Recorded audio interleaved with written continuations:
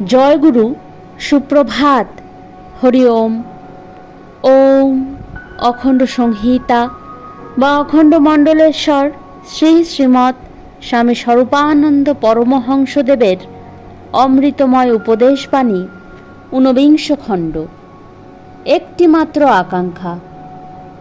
২৪ পরগনা জেলা অন্তর্গত উস্থি নিবাসী অপর এক পত্রলেখকের পত্রের উত্তরে শ্রী শ্রী বাবামণি লিখিলেন, কেহই আমরা অনন্তকাল বাঁচিব না, আর জরাজীর্ণ অক্ষম দুর্বল দেহ লইয়া দীর্ঘকাল বাঁচিয়া থাকাও আরামের বিষয় নহে।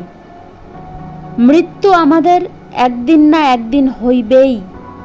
সুতরাং আজই যদি মৃত্যু হয়, এই মুহূর্তেই যদি মৃত্যু হয়, তবে তাহার জন্য প্রস্তুত হইয়াই থাকিতে হইবে।